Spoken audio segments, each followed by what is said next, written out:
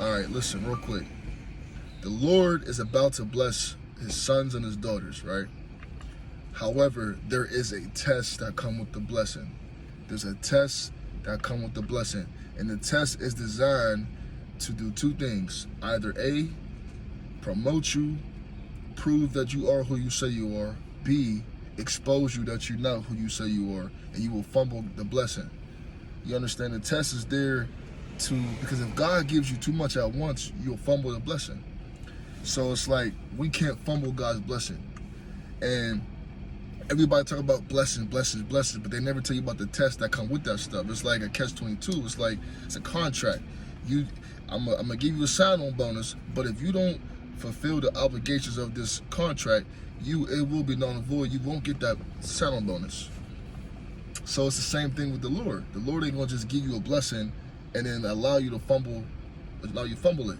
So I want you to be encouraged, man, to know, like, all right, God, when God give you something, an invention, a business plan, some form of luck, of a blessing, of wealth, somehow, understand there's a test that's right beside it, and you gotta figure out how to pass that thing.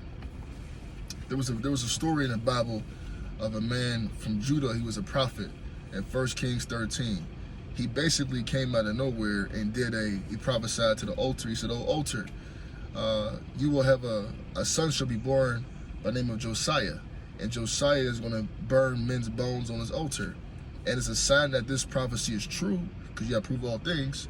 He says the altar was going to rent, meaning like a big rock of an altar is going to just break up in half, just crack, pow. And the incense that was on top of it was going to fall in. That happened. Before that happened, King Jeroboam was on the scene. King Jeroboam, like, give me your hand. Like, come on down off that altar, man. Stop playing. You ain't no prophet like that. You ain't making this big ass stone break in half. Who you think you is? Come on down. Jeroboam grabbed the man of God from Judah's hand. His hand shriveled up, or it dried up, and it was paralyzed. He goes, "Oh, snap. Man of God, pray to thy God that I get my hand restored back."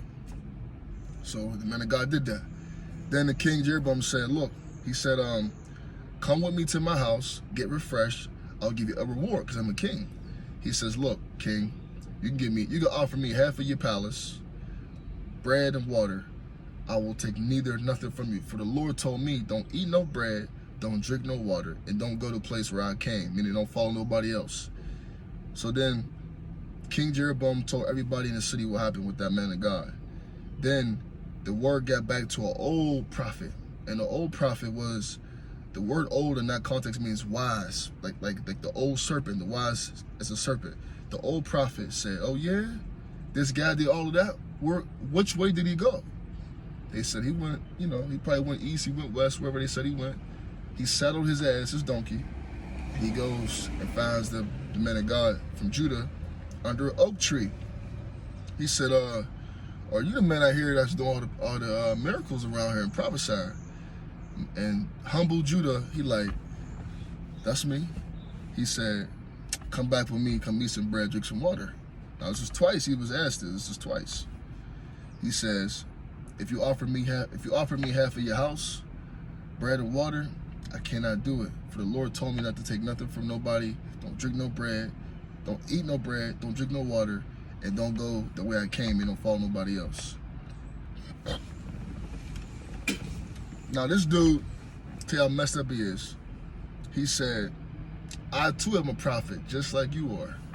The angel Gabriel from God, or the angel, told me to tell you to come pick you up, put you on my donkey with me, and go back to my house and give you bread and give you water. What y'all think happened? He went back. He ate the bread, drank the water. And you know what's crazy about this story?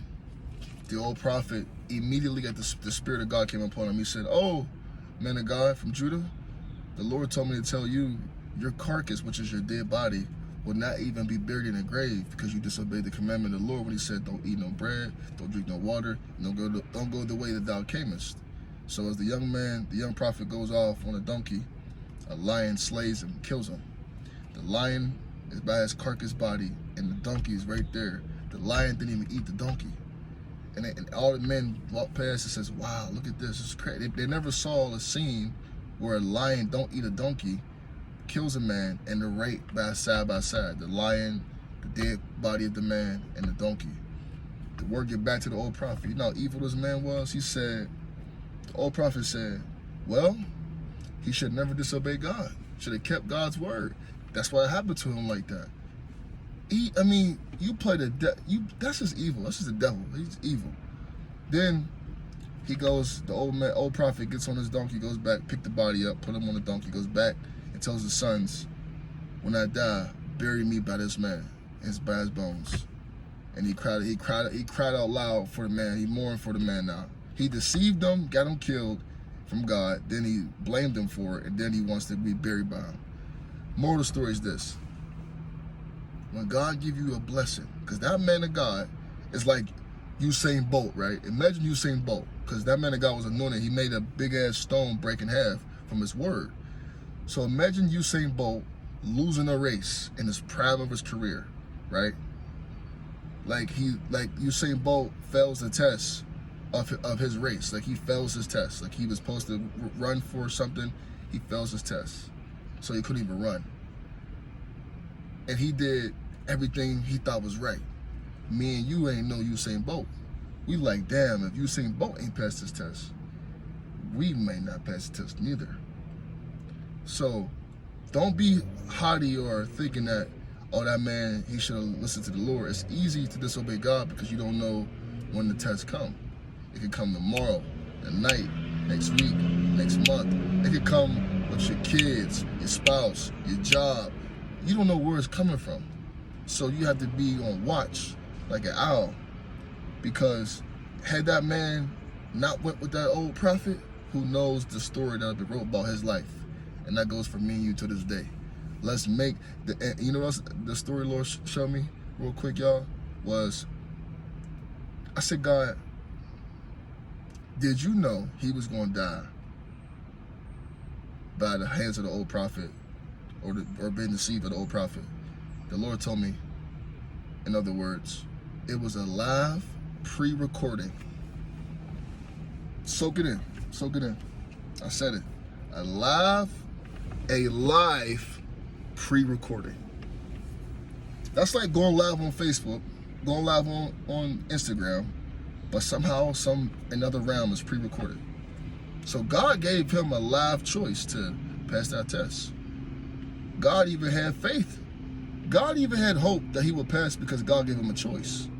The choice just means I got confidence in you. So I said, Lord, if he fell, and he was anointed like that, the margin of error for us is slim to none. All right, I'm out. Peace.